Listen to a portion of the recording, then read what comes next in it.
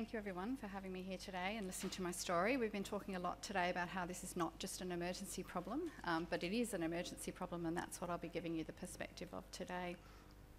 So I have three hats on. One is that I'm an emergency physician. I've been working in EDs for nearly 15 years. The second is, as advertised, I'm the new director of a Footscray emergency department and have a vested interest in supporting my staff and my patients and keeping them safe, and also an interest in designing a new hospital that facilitates that easily. And my third hat, which is why I'm probably here today, is that I'm chair of a working party within the ED, which is called the ED Occupational Violence and Aggression Working Party. And it's a multidisciplinary team looking at these specific issues in the emergency department and trying to move forward in improving them. And we have been lucky enough in some ways to have some really serious incidents which have gained some traction over the last 2 years, and I'll talk about them soon. I was actually asked to talk about my journey in the occupational violence sphere, and when reflecting on this, I actually thought to some incidences that happened over many years, which I probably didn't pay attention to at the time. And the first was in a shopping centre with my mother, and I was approached by a very muscly, tattooed young gentleman who approached me fondly, said hello, and went on his way. And my mother, my very conservative mother, was quite shocked. And she asked me who that was, and I said he was my bodyguard. And she was further shocked, and I just thought it was because she didn't understand what I did as a job, but she was more concerned that I needed a bodyguard. And obviously he was one of my security officers, and I had a very good relationship with him, but I should have realised then that probably what I did was not normal. The second instance is my husband. So when I took my soon-to-be husband to one of our first ED Christmas parties together, he found the security guards and befriended them. And he told them to protect me, and I thought that was kind of manly. But I now realise he was actually quite concerned, and it's interesting because I wasn't concerned, but what these things were telling me that other people were concerned. And I probably didn't become concerned until I had a belly, and I became very vulnerable, and I felt very obvious, and that's when I started to feel scared, and that's probably the first time. So that was probably after about 10 years of working in an emergency department. Subsequent to that, we've had several quite significant incidents, mainly in Sunshine Hospital, staff being strangled and staff being hurt, and then the biggest incident was at the end of last year, which triggered a work-safe investigation, and that was when a patient, after 19 hours in the emergency department, managed to get into the fishbowl, assault a nurse, break the jaw of another doctor, and be crash tackled to the ground by 2 of our other staff. Obviously, there was lots to review from that incident, and our working party have thrived since then, I must say, because we've had to really seriously look at what we've been doing. And so when I break down what we have been doing into some subtitles, we've really been looking at a few different elements of occupational violence: the culture, statistics, our preparedness for it, our early detection, any management strategies, and prevention. So if I just talk about culture first, I can definitely see my transition has gone from normalisation and maybe a bit of tolerance, possibly a little bit of ambivalence, to now feeling aware and engaged with the process at work. But I can't say that this is the same for everybody else. And actually I've seen a change over the last 6 to 12 months of anger, cynicism, frustration, and even people being afraid. Now, tolerance and acceptance and normalisation is not good, but anger and frustration and cynicism is also damaging, and we need to work out how we're going to get people back to being aware and engaged, and that's part of my job in all my 3 hats, but also all of our jobs here today. Because at the end of the day, as much as I know it's not our job to be abused or assaulted at work, it is actually our job to manage behaviours. And so the term clinical aggression before was very apt. That is actually my job in an emergency department. And it will happen because the emergency departments are awful places for people to control their emotions in. And in fact, we're probably lucky that people are able to control their emotions to the extent that they do, or else we would have many more incidents. we've talked a little bit about reporting, and our data does not suggest at all that the incidents are increasing. I think everyone in this room would see that there's a flaw there. And in fact, I would love our data to show that they're increasing out of sight, because that would mean that our staff are actually reporting them.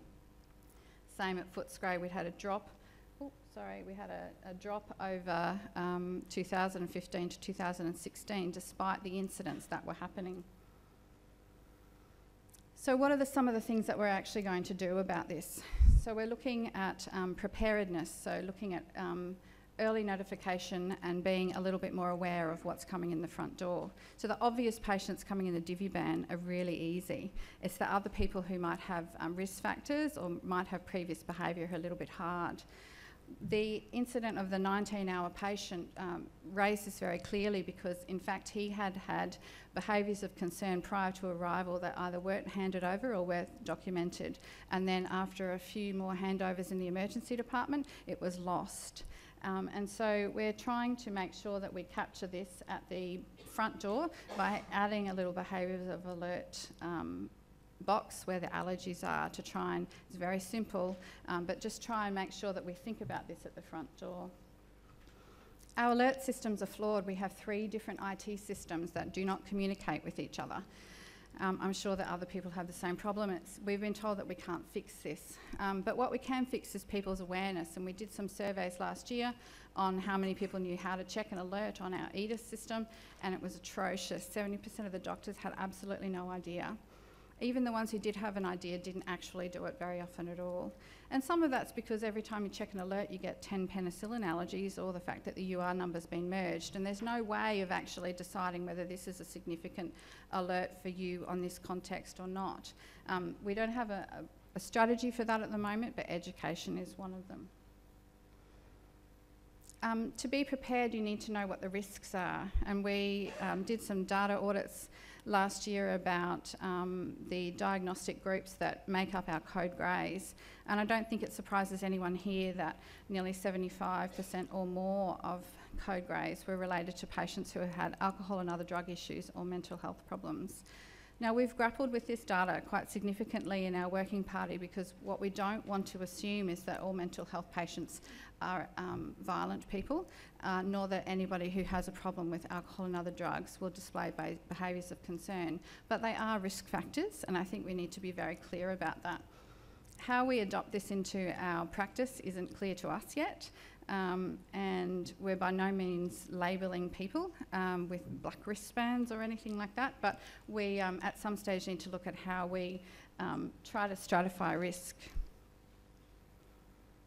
I'll just skip through this part. So the biggest area that we're working on at the moment is in early detection and prevention, and one of the things that we noticed from our 19-hour case was that there were several instances in which the nursing staff were concerned and had attempted escalation without any outcome. And it was very clear that they either felt unconfident in detecting the behaviours, or not empowered enough to actually escalate further if they didn't get what they needed. And so we have actually adopted a behaviours of concern observation chart into our normal nursing observation chart at Western Health. It's going to be rolled out in the next, we'll say month or two, knowing how the charts take. But this has been a very successful thing that we trialled at Sunshine, and I'll just explain it a little bit further. So essentially we're using a violence prediction tool. It's the only validated one that we could find. It's not validated in the emergency department, so it was actually designed to be used on the wards on a shift by shift basis. But it's very simple, and it gives you a score out of 6. So every behaviour that you have, you score 1 with a total of 6. And then the way that it works is that if you score 0, you have a low risk, not a no risk, but a low risk of violence, and above 2, a high risk of violence. And then we've designed a matrix to go with this to empower people to know what to do with that score. We do it hourly on our patients in the emergency department, and we thought that this was going to be cumbersome, but in fact the nurses have really had positive feedback about it. They now know how to assess behaviours of concern, and they now know how to escalate their concerns.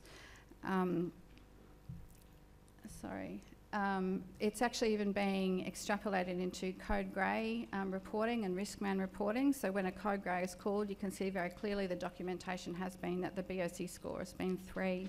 And so I think in a very, very quick time, we've had a lot of uptake of this concept. And as I said, it's being rolled out. So there's the matrix that we have. It doesn't probably really, well, it shows okay, but essentially it gives the different roles a different task for each of the scores, and that's how it's going to look when it actually comes into our observation chart. We've decided to keep the matrix in the observation chart for the moment because unlike measuring heart rates and blood pressures and things, this is a new thing for us, and we want to really make sure that people are still understanding it as we try and adapt it into our practice. Moving on to management, I think the management of the really highly aggressive patient who comes in the back of a divvy van is really easy. Maybe easy is not the right word, but we know what to do about that. We get a team approach, we put them in a certain place, we try and de-escalate. If we can't, we restrain them in various methods and we gain control. I think the big sphere in that space is actually to do multidisciplinary training like we do for all kind of resus and critical incidents. And try and tighten up the way that we do that. It's the management without warning that's actually much trickier. And what we again noticed from the 19-hour patient was that we didn't have a very clear way of notifying the team. We also didn't have a very clear way of notifying the other staff what was going on, and we didn't have a very good way of keeping the surroundings safe. So the notification of the team sounds really easy. You call a code grey, but you can't do that if the phone's not right beside you, and you can't press a duress alarm if that's not right beside you either. So we really had to look at how to make that more accessible. When that incident occurred, we actually had a security guard stationed in triage only a few metres away, but he did not know. So what we've been looking at is making the duresses much more available and visible. So we used to have duress alarms underneath the desks in the fishbowl, and the only time you ever set them off was accidentally via your knee. We now have them as big red buttons, and they're really obvious. We also have a lot more security staff in the ED with a bigger presence. So there's one stationed in ED all the time, but they also do rounding. We are raising the ideas of a scene controller for a code grey, so someone who's not actually in the code grey, but as a stand around to make sure that the extra people go away and aren't filming with their cameras or doing whatever they're doing or getting in the way, and also keeping the place safe. And we are applying for funding for a concept that surrounds a blue light notification. So Tamworth actually presented this at a conference earlier in the year where a blue light goes off in the area where a code grade might be so that people don't inadvertently walk into the area. And this is a problem when people go out for x-ray and come back, or different areas of very big emergency departments. You don't necessarily know what's around the corner. We don't call code greys overhead anymore, so you need a different way of working it out. Our management post-incident has probably got a little bit of work to be done. Documentation, from my point of view, needs a big change of focus. We have very security-focused documentation at the moment via Riskman, and they do it very well. But what we don't get is the clinical indicators and the triggers. And so what we're attempting to do at Western Health is make a code grey form similar to a code blue form to try and capture some of the clinical data and actually see what's going on. Managing the patient after a code grey can be really problematic, especially if you've had to sedate them, and so the locations of that is a problem. But more important is what to do with the staff and the other patients and relatives afterwards. And I think finding the balance between support and then being actually able to do something is really difficult. And a lot of our staff, even with the EAPs, feel that they're not really sure what they can do. And finally, to prevention, I think the ED is ripe for stress and emotion. And some of that is due to the grief and the vulnerability and the fear of the time, and some of it is to do with not being informed of their choices or of the system. So we're trying to increase our signage and increase our communication strategies with our patients to inform them of the process. We're also getting in some kiosks that will identify GPs if they choose to go to a GP, and we're designing a video to explain the process of emergency departments. Also just improving our security cameras, our security presence, as I said, and trying to look at some distraction, so free Wi-Fi in the emergency department and things like that. All of this needs education of our staff and education of the community, and I thank WorkSafe for trying to bring that to the forefront of everyone's mind. So essentially at Western Health we're trying, I realise, to do quite a lot in this sphere at the moment.